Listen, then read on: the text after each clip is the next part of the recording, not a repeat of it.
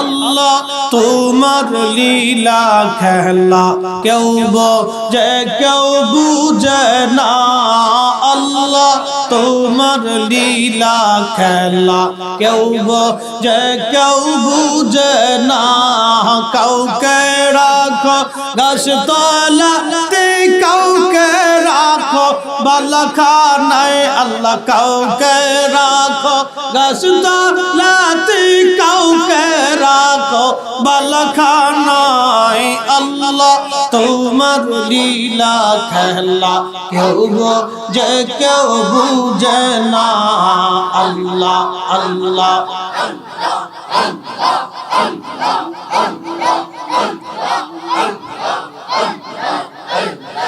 ইব্রাহিম তোমার নবী ছিল নমরুদের আগুনে ফেললো ইব্রাহিম তোমার নবী ছিল নমরুদের আগুনে ফেললো আগুন হইল ফুল বাগিচা পশম কেনে পুরলো না আল্লাহ আগুন হইল ফুল বাগিচা পশম কেনে পুরলো না আল্লাহ তোমার লীলা খেলা কেউ বোঝে কেউ বুঝে না আল্লাহ আল্লাহ আল্লাহ আল্লাহ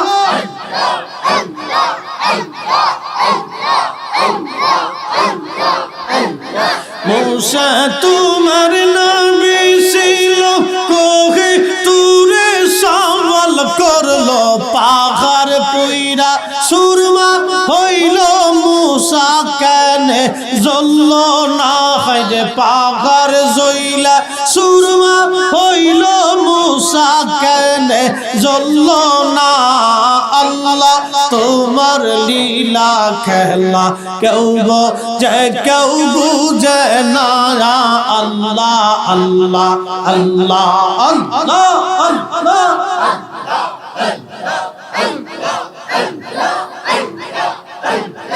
ইউনুস তোমার নবী ছিল মাছে তারে গিলে ফেললো ইউনুস তোমার নবী ছিল মাছে তারে গিলে ফেললো মাছের পেটে রইলেন ইউনুস হজম কেনে হইল না আল্লাহ মাছের পেটে মাছের পেটে রইলেন ইউনুস হজম কেনে হইল না আল্লাহ তোমার লীলা খেলা কেউ বোঝে কেউ বুঝে না আল্লাহ আল্লাহ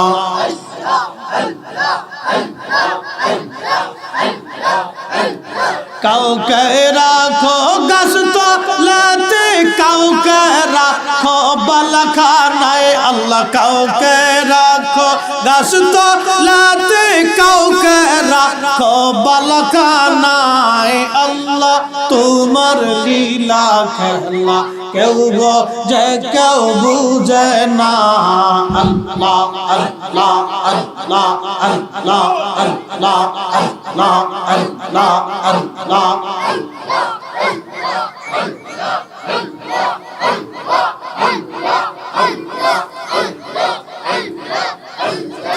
লা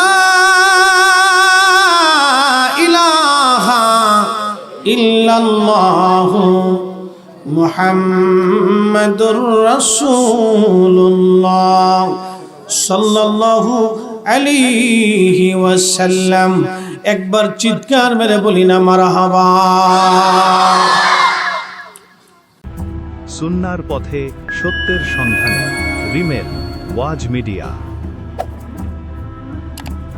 পিতলগঞ্জ উত্তরপাড়া সামাজিক কবরস্থানের উন্নতিকল্পে ষষ্ঠ বার্ষিক ওয়াজ মাহফিলের সম্মানিত সভাপতি জনাব মোহাম্মদ আবুল হোসেন ভূঁইয়া রানু সাহেব, সম্মানিত চেয়ারম্যান সাবেক চেয়ারম্যান রূপগঞ্জ ইউনিয়ন পরিষদ, প্রধান অতিথি আলহাজ মোহাম্মদ সালাউদ্দিন ভূঁইয়া সাহেব ইউনিয়ন পরিষদের সম্মানিত চেয়ারম্যান, উদ্বোধক জনাব হাজী মোহাম্মদ আমিনুল হক ভূঁইয়া জিনু সাহেব পিতলগঞ্জ প্রথম শ্রেণীর ঠিকাদার, সম্মানিত সহ সভাপতি বৃন্দ, বিশেষ অতিথিবৃন্দ, আমন্ত্রিত অতিথিবৃন্দ এবং সম্মানিত উলামায়ে আহলে সুন্নাত, আমার আগে যিনি অত্যন্ত চমৎকার তাকরীর পেশ করেছেন মুফতি কারি ইয়াকুব আলী সুন্নি আল কাদরি সাহেব মাদ্দাজিল্লাহুল আলী ব্রাহ্মণবাড়িয়া, হযরত মাওলানা মুহাম্মদ সানাউল্লাহ নূরি সাহেব মাদ্দাজিল্লাহ আলী, হযরত মাওলানা সলিমুল্লাহ সাহেব, হযরত মাওলানা কারি আব্দুল বারি সাহেব, হযরত মাওলানা মুফতি মামুন রশিদ আল কাদরি সাহেব সহ সকল উলামায়ে আহলে সুন্নাত, কলিজার টুকরো যুবক ভাইরা, উপস্থিত সকল মুরব্বিয়ান ইকরাম, পর্দানশীল আমার সম্মানিত মা বোনেরা, কচিকাচা ছোট ছোট ছেলে মেয়েরা, সকলের প্রতি আন্তরিক অভিনন্দন, মোবারকবাদ, শুকর এবং সুজুদ ও মালিকের আসমানে যে মালিক আপনাকে আমাকে ভালোবেসে তার বেহেশতের মেহমান বানিয়েছে। খুব মনোযোগ দিয়ে এই মাহফিলের দাম কত, আমরা এখানে বসছি, আমাদের দাম কত একটু বুঝি। বাড়িতে অনুষ্ঠান দিলে আমরা সাধারণত মেহমান কাকে বানাবো আমরা লিস্ট করি না ভাই? লিস্ট হয়। তো আজকের মাহফিল এটা আল্লাহর জান্নাতের বাগান, ঠিক কি না? তো এখানে কে আসবে আল্লাহর আরশে আজিম, এটা লিস্ট হইছে। মারহাবা বলা যাবে? আল্লাহ তার বেহেশতের বাগানে কাকে মেহমান বানাবে সেজন্য আল্লাহ আরশে আজিমে একটা লিস্ট হইছে। ও আসবে, ও আসবে, ও আসবে, ও আসবে, ও আসবে, এখানে বসবে। আবার কেউ চারপাশ দিয়ে ঘুরবে কিন্তু ভিতরে আসতে পারবে না, কারণ আল্লাহ লিস্ট করছে এটা, যে তার জান্নাতের বাগানে কাকে মেহমান বানাবে এটা আল্লাহ লিস্ট করে। এই জন্য আল্লাহ আমাদেরকে যাদেরকে বসিয়েছেন আমরা আল্লাহর তালিকাভুক্ত মেহমান। সুবহানাল্লাহ। আসতে কেন? আমরা কার তালিকাভুক্ত মেহমান? আল্লাহ। তো আমরা যারা বসেছি মালিকের আসমানে সবাই শুকরিয়া করে একসাথে বলি আলহামদুলিল্লাহ। শুকুর এবং সুজুদ সে আল্লাহর দরবারে, যিনি বিনা চাওয়া, বিনা দরখাস্তে, বিনা আবেদন আর নিবেদনে, বিনা সেজদায় রোনা জারিয়ে কান্নাকাটি ব্যতীত। আরে তোরা আর্জেন্টিনা না ব্রাজিল কোনটা? হ্যাঁ, যেটা জিতবো এটা সাপোর্ট করছিস না, পোল্ট্রি দিয়ে লাইছিস একবার জায়গার উপরে। আচ্ছা বাপ, এটা কালকে চিন্তা করিস, 18 তারিখে এটা চিন্তা করিস, এটা আজকে আর চিন্তা করে লাভ নাই। তোমরা বসে পড়ো, কথাবার্তা কোয়া যাবে না, ঠিক আছে? ঠিক আছে তো? আচ্ছা, কথাবার্তা বলা যাবে না। বিরাট বড় মুসল্লি সামনে এসে বসে গেছে, এটা একটা ভালো হ্যাবিট। বাচ্চারা সামনে থাকা আমাদের জন্য আগামী দিনের সুসংবাদ। আমরা কবরে যাব, ওরা মাহফিল সাজাবে, ঠিক কিনা? এই নবীর উম্মতের 70টা গুণ আছে। এই গুণ দেখে অন্যান্য সমস্ত নবীরা নবুয়তি বাদ দিয়ে নবীর উম্মত হতে চাইছিল।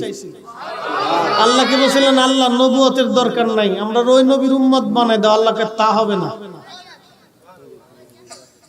70 গুণ মর্যাদা, তার একটা গুণ, এই উম্মত গুনাহ নিয়ে কবরে যাবে, গুনাহ মাফ নিয়ে হাসরে উঠবে। কেন জানেন? এই যে আমরা সুন্নি করি, কেন করি আপনাদেরকে আজকে বুঝাই যাব। গুনাহ নিয়ে কবরে যাবে, গুনাহ মাফ নিয়ে হাসরে উঠবে। সাহাবে کرام বললেন এটা কি করে সম্ভব হে নবী? নবী বলেন আমার উম্মতে মারহুমা, 70 গুণের এক গুণের নাম উম্মতে মারহুমা, যা অন্য কোন উম্মতকে আল্লাহ দেন নাই। এ নবীর উম্মতকে আল্লাহ নবীর কারণে দিয়েছেন। গুনাহ নিয়ে যাবে, গুনাহ মাফ নিয়ে উঠবে। সাহাবে کرام বলেন কি করে সম্ভব? নবী বলেন আমার উম্মতের প্রিয়জনেরা তাদের জন্য দোয়া করবে, দোয়ার কারণে আমার উম্মতের জীবনের গুনাহ আল্লাহ মাফ করে দেবে। এখানে আমার দেশে একদল আছে দোয়া মানে না। এই আস্তে কোন কে? ওরা বিরোধী দল। দোয়া কথা বলেন, দোয়া যে দোয়া মানে না সে উম্মতে মারহুমা হতে পারবে, ওর বদনসিব।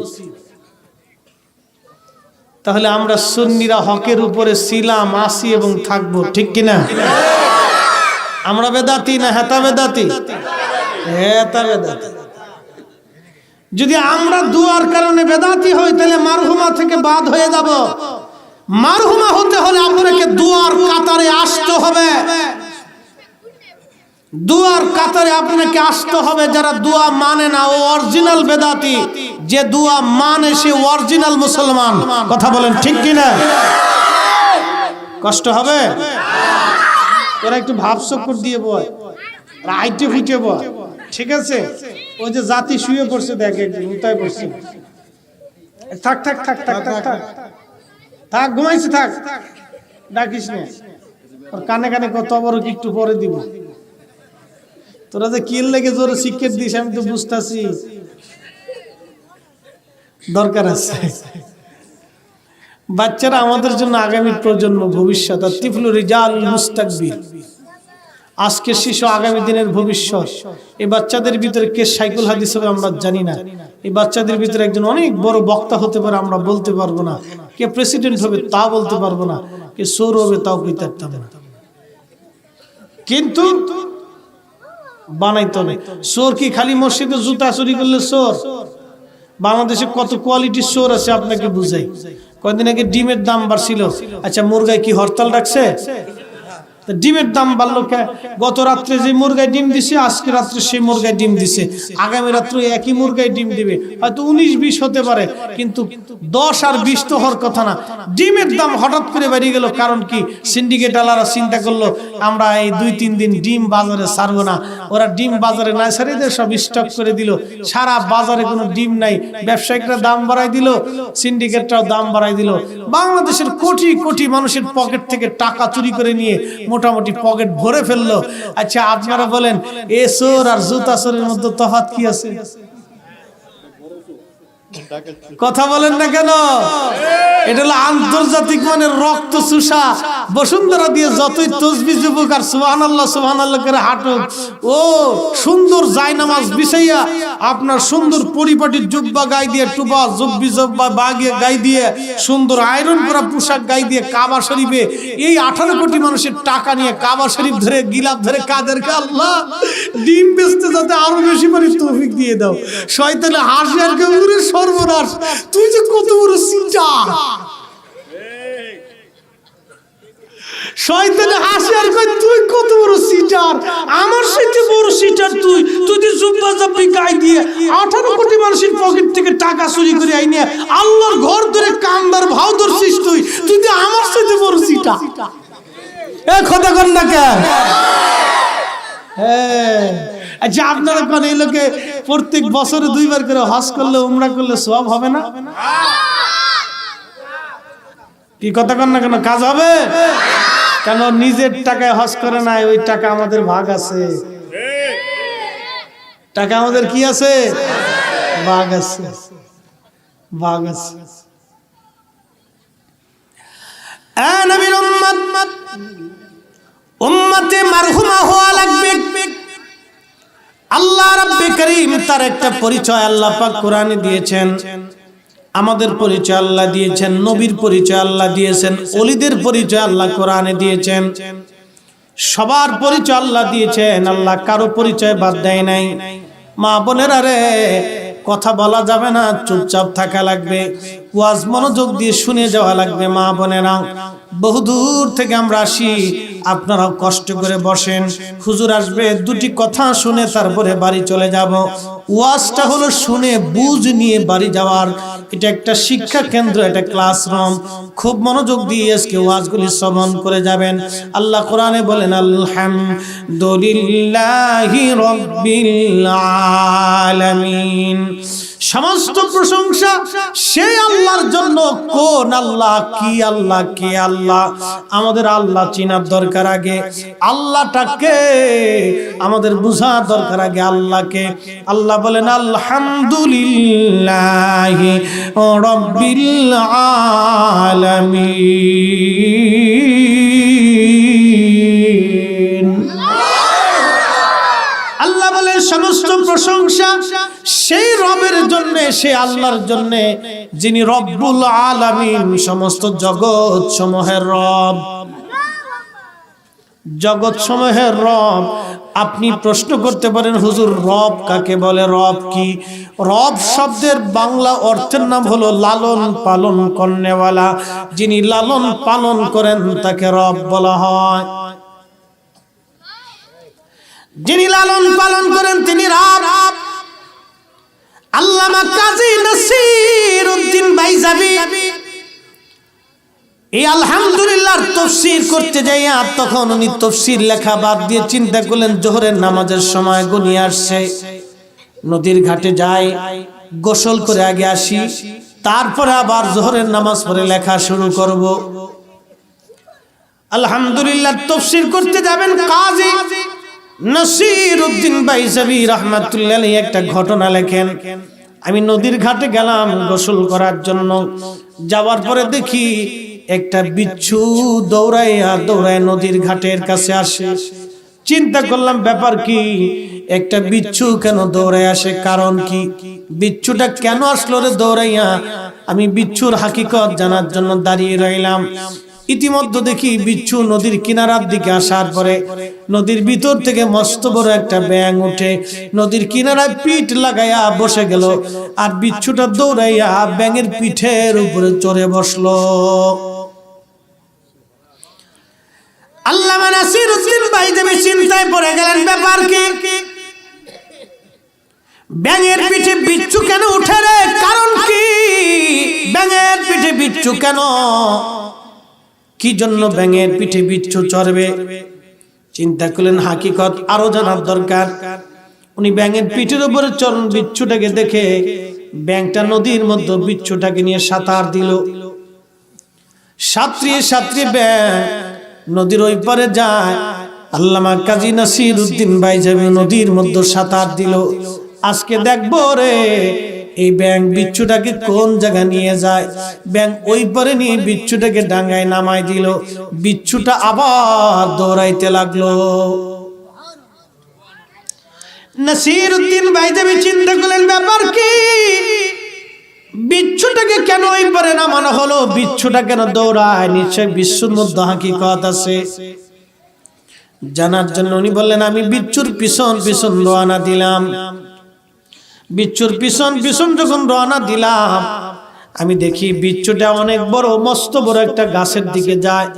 আমি লক্ষ্য করলাম ওই বিরাট বড় গাছের শিকড়ের বাকরের নিচে ছায়ার নিচে একজন আল্লাহর ওলি মাথা টেকে ঘুমিয়ে আছেন।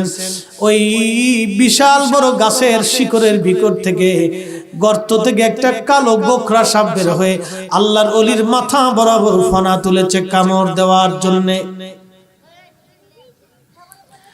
নাসির উদ্দিন বাইজাবি বলেন আমি দেখলাম বিচ্ছুটা দৌড়াইয়া দৌড়াইয়া দৌড়াইয়া দৌড়াইয়া সাপের লেজ বেবে সাপের মাথায় উঠে বিচ্ছুটা সাপের মাথার উপরে কামড় দিল। সাপের মাথার উপরে যখন বিচ্ছু কামড় দিল, বিচ্ছুর কামড়ে আস্তে করে সাপটা মৃত্যুর কোলে ঢলে পড়ে গেল। আরো আস্তে। বিচ্ছুর কামড়ে কি সাপ মরে? মালিক আল্লাহ। আরো জোরে। কেউ ৫ তলা থেকে পড়ার পরে মরে না, কেউ খাটের উপর থেকে পড়ে মরে যায়, কেউ বিরাট বড় বিল্ডিং এর নিচে পড়ে আছে কিন্তু মরে নাই, কেউ আবার রাস্তা দিয়ে হাঁটার সময় স্টপ করে মরে যায়। মানুষ বেঁচে থাকাটা আশ্চর্য, মরে যাওয়াটা আশ্চর্য না। আমরা মরার পরে আশ্চর্য বোধ করি, কিন্তু বেঁচে থাকা আশ্চর্য। বলে কেমন? আমাদের হাড়ের ভিতর দিয়ে সূচের আগার মতো ছিদ্র আছে, এটাকে ইংরেজিতে বলে নজেল। ইঞ্জিনের ভিতর দিয়ে নজেলের ভিতর দিয়ে তেল পাস হয়। যখন তেলের মধ্যে ময়লা জমে তখন ওই নজেলটা ময়লা যুক্ত হয়ে যাওয়ার পরে তেল ঠিক মতো সার্ভিস দিতে না পারাতে ইঞ্জিন ধিক ধিক ধিক ধিক করে স্টার্ট বন্ধ হয়ে যায়, ঘ্যাম ঘ্যাম ঘ্যাম ঘ্যাম কাঁপতে থাকে। মানুষের জীবনের হাড় হলো একটা নজেল। এটার ভিতরে রক্ত যখন পাস হতে পারে না তখন শেষ। একদিন মাটির ভিতরে হবে ঘরে মন আমার, কেন বাঁধো দালান ঘর, মন আমার কেন বাঁধো দালান ঘর।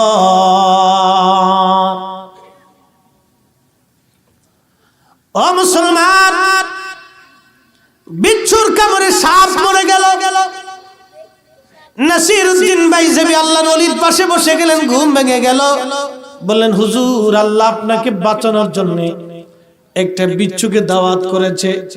নদী পার করার জন্য আল্লাহ ব্যাঙরে ফেরি বানাইছে। ওই ফেরি, ব্যাঙ নামক ফেরি দিয়ে আল্লাহ বিচ্ছুটাকে নদী পার করাইয়া, ওই বিচ্ছুটাকে সাঁতরায় সাঁতরায়া বিচ্ছুটাকে নদী পার করাইয়া, বিচ্ছুটা দৌড়ায় দৌড়ে সে সাপের আসবে, সাপের মাথার উপরে বিচ্ছুদের কামড় দিয়ে আল্লাহ সাপ মারাইয়া আল্লাহ আপনাকে হেফাজত করেছে। ইনি রব্বুল আলামিন, যিনি লালন পালন করেন। একবার জোরে বলা যাবে কি মারহাবা। আমাদের রিজিকের মালিক কে? আল্লাহ। বিশ্বাস কি 100% আছে? কুত্তারে খাবার দেয় কে? পাখিরে খাবার দেয় কে? মাছের খাবার দেয় কে? পাশেই নদী, নদীর নাম কি? শীতলক্ষা নদী। 50 বছর আগে এই নদীর ভিতর দিয়ে খুব সুন্দর সুন্দর বড় বড় মাছ গেছে। এখন তো আর মাছ আছে নাকি? যে মাছ আছে এগুলো খাওয়ার উপযোগী না। এটির ভিতর ফরমালিন ঢুকছে, অটোমেটিক ফরমালিন। হুজুর এটা কেমন? গেছি মধুপুর, টাঙ্গাইল ওয়াজ করার জন্য। তো আনারসের এলাকা, মুসল্লিদেরকে করলাম, ভাইরা বাচ্চা কাচ্চারে শহর থেকে আনারস খাওয়াবো, এটা ফরমালিন ওলা, কি খাওয়াবো না খাওয়াবো, তা আপনাদের দেশে যেহেতু আসছি, তো বাগান থেকে 2টা আনারস কেটে দেন। কে হুজুর কোনো লাভ নাই। বললাম কারণ কি? ঢাকারটাও যা, বাগানেরটাও তা। আমি বললাম কারণটা কি? হুজুর ফরমালিন একবারে গাছে মেরে দেওয়া হয়েছে। চিন্তা করেন কি বাঙালি, উরে সিটা গাছে মেরে দিছি। বলে গাছে মারলে হয় কি, ফল বড় হয়, মিষ্টি পুষ্ট হৃষ্ট পুষ্ট, গাছে মেরে দিছে। ঢাকারটাও যা, বাগানেরটাও তা, কোনো ফায়দা নেই। বলো তাহলে আর গাড়ি ওজন করে লাভ নেই। আনারস। শীতলক্ষা নদীর পানির ভিতরে ফরমালিন ঢুকছে। বন্ধু খুবই মনোযোগ দিয়ে, 20 বছর আগে নদীর ভিতরে অনেক সুন্দর মাছ পাওয়া যাইত। আচ্ছা আপনারা বলেন, বাংলাদেশে যত বড় বড় হাওড়ার নদী খাল বিল আছে, এত নদীর মাছ, এই মাছের খাবার দেয় কে? টাকি মাছের এক স্বাদ, বোয়াল মাছের এক স্বাদ, নসি মাছের এক স্বাদ, কাতল মাছের আর এক স্বাদ, ট্যাংরা মাছের এক স্বাদ, শোল মাছের আর এক স্বাদ। ওই যে এক এক মাছের এক এক স্বাদ। আপনারা বলেন এই মাছের মধ্যে স্বাদ দিছে কে? ও বন্ধু, এই স্বাদ আস্বাদন করার জন্য আমাদের জিহ্বা কয়টা? না টাকি মাছের জন্য আরেকটা জিহ্বা, শিং মাছের জন্য আরেক জিহ্বা, এই আমের ফল খাওয়ার জন্য যে জিহ্বা, জাম ফলের জন্য একই জিহ্বা।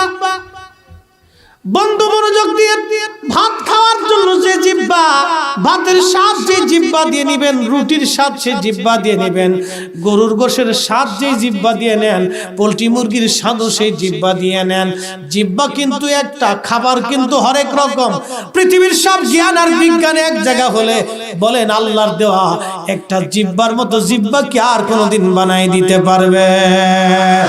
সে আল্লাহর একটা পরিচয়, রব্বুল আলামিন, সমস্ত জগৎ সমূহের রব, সমস্ত জগৎ